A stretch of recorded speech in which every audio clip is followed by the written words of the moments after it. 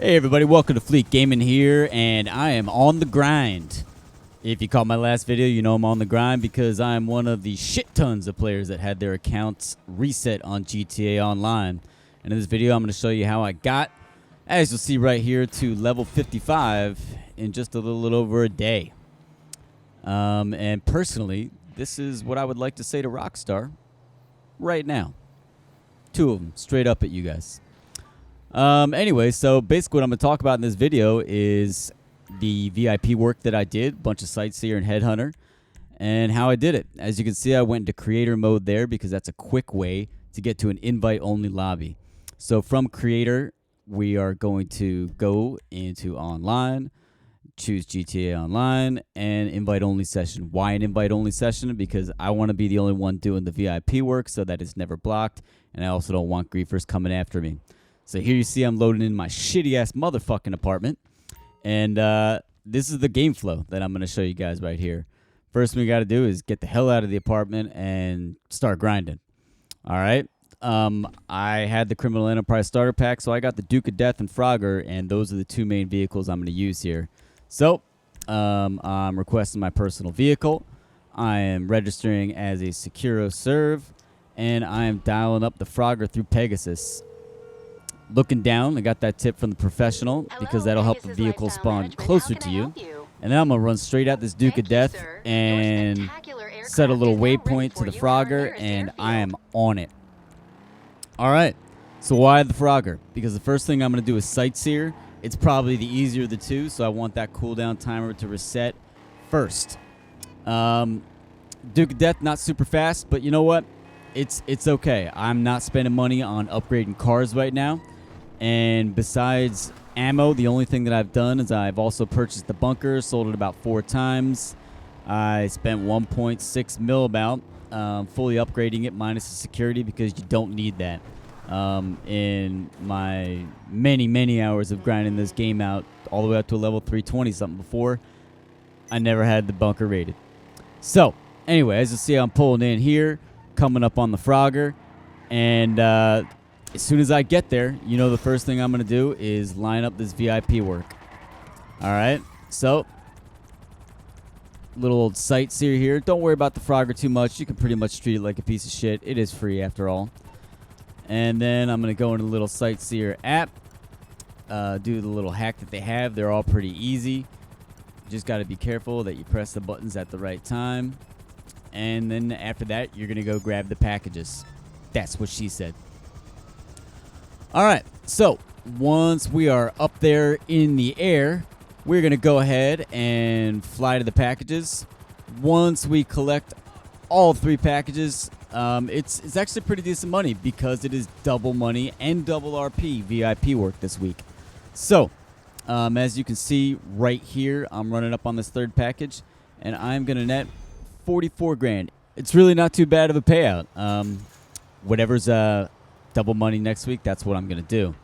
So at this point, I'm going to head back into the Frogger and haul ass back to Los Santos because now there's going to be a 5-minute cooldown on all VIP work, and what I want to do is go ahead and find a nice little SUV, buy a pay and spray, and sell that motherfucking shit. SUVs tend to be worth the most, and this is really one of the only times you're going to head in the pay spray is between your first Headhunter and Sightseer. So as you can see, that was 8,900. I will take that money. Why not? And then by the time I head back into my Duke of Death, you can see that the cooldown is at about 5 seconds. And at that point, we're going to start a Headhunter and tear some shit up. So at this point, yeah, ignore the phone calls as they come. You're going to become really familiar with where the Headhunter targets are.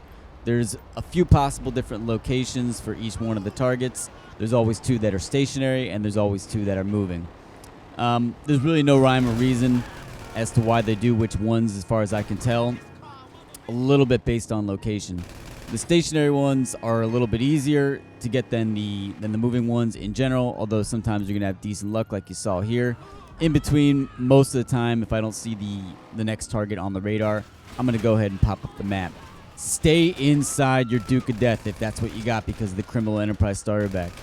you're going to resist most of the bullets. If you're trying to do this in something like a free Turismo, a Banshee, or any other vehicle that you just stole off the street, not going to happen.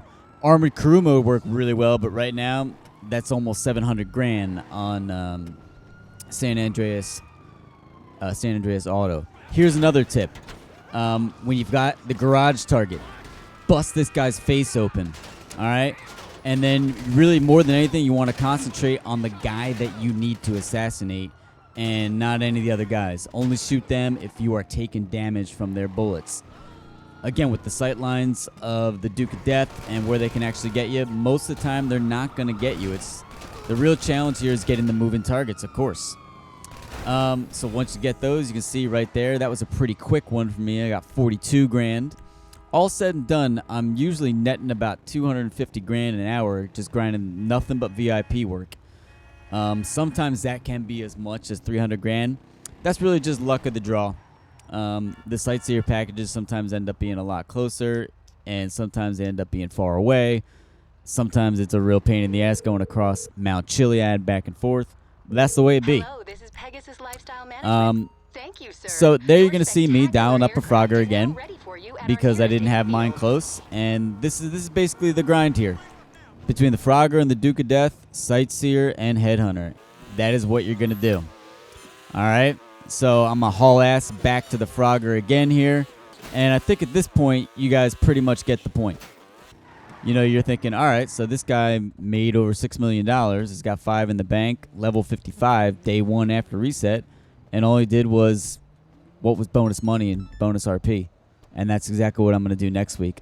My goal is to try to have the nightclub and all 5 businesses tied to it. I'm absolutely going to go ahead and buy Coke and meth because MC businesses are on discount. Those are the only 2 MCs that I'm interested in.